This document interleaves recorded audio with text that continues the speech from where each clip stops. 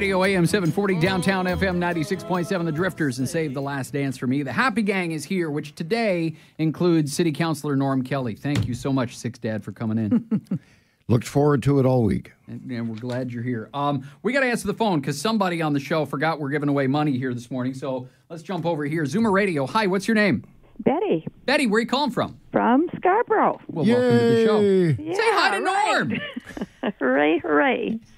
Betty, here's what we're going to do. We're going to get you to name the three songs that we played, one before the news yesterday at 9 in the morning, one before the 2 o'clock news, one before the 5. If you get them all right, you win a whole bunch of money. Let's hear what you've got. Okay, 9 o'clock was Share the Land by the Guess Who. Number 2 was Reunited by Peaches and Herb. And 5 o'clock it was Close My Eyes by Paul Jans. Yes, it was! Well done. Betty, beautifully done. $740 in your pocket this morning. Oh, that's wonderful. What now? Any thoughts what you're going to spend it on? Oh, probably a couple of new windows to keep out the winter cold coming in. Well, we know some people who can do that for you. I tell you what, Betty, can you hang on for a minute? And as soon as we can, we'll get all your details and stuff? Okay, sure. Thanks so much, Betty. I appreciate it. Thank you. Congratulations again. Thank you very much. All right. Man, that's fun. It's always fun to give people money. We're giving another shot at it. And tomorrow I'll actually remember to do it at 20 after 8. But you're listening for the first of the three songs today, just before the 9 o'clock news this morning. That'll be coming up in just a bit. You know who else appears to be poised to hit the jackpot this year, if you listen around? Well, pretty much any of our sports teams here in the city. We got Toronto Maple Leafs getting ready to start the season. Vegas is picking them to win the Stanley Cup. You got TFC. You got the Raptor. Everybody's rolling. And hopefully the Argos as well. They are number one, and Jane pointed that out earlier. But number one in the CFL East isn't exactly your typical number one positioning. But I think they're coming around, and hopefully they'll close better than they opened. And now, Norm, you're an amazing promoter. What should the CFL/Argos be doing to get more people into BMO Field? Yeah, I think they've got to realize that their audience, the audience of the future, is millennial, and so they've got to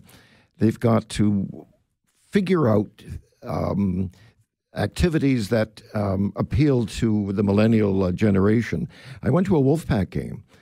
Sure. And they have a section at Lamport Stadium where they offer a number of craft beers. Mm-hmm. Now, you go to the Argo game, and it's middle of the stream Budweiser. And there's nothing exciting about the brand. I'm not being critical of it, but it's not something that that appeals. It's not it's not out of the ordinary. Right, and the millennials love the craft beers. Absolutely. They want life for them is an adventure, and they really want to experience it. They don't want to possess things so much as they want to enjoy life in all its complexity and makeup. So one of the things I think that's one of the basic questions that the Argos have to ask of themselves. How do we appeal to that generation? You know, one of the things that I love about you, I mean, there's a million things to love about you, but among the things that I've always really admired is the way that you have looked at, for example, millennials. I mean, a couple of years removed now from a rap war that you had on Twitter with Meek something or other. I can't even remember his name. Meek Mills. There you go. The way that you have looked at that generation and gone, you know what? I need to understand these people better.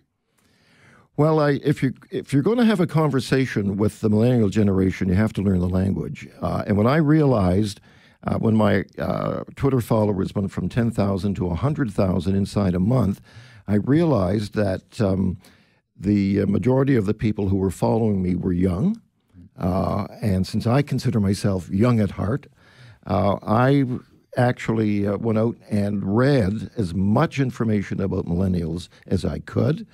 And I think that many people or certain people are too critical of them.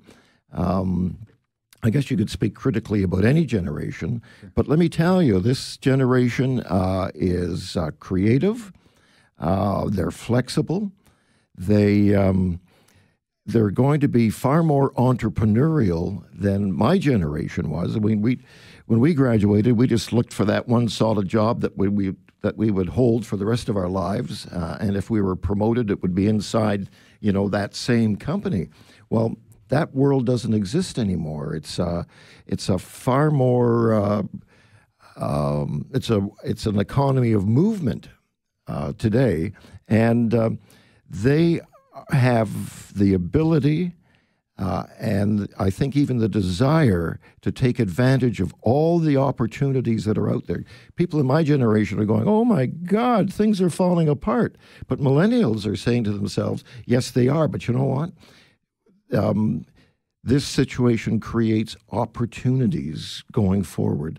And they're remarkably effective at finding those niches that they can explore and develop. And remember, today's world is international in its scope, so that you don't have to have that big job any longer. Right. As long as you can find that niche that gives you personal fulfillment and opportunities to do your thing on an international scale, man, that's a significant improvement over what it was like for me.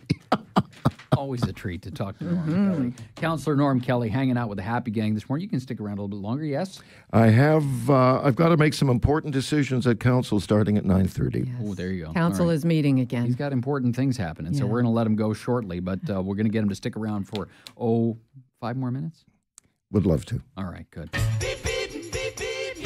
In the meantime, let's see where you can get in 5 minutes. And the guy who knows that better than anybody right now, Captain Frank in Toronto No traffic. place, really. 401 is very heavy across the top still.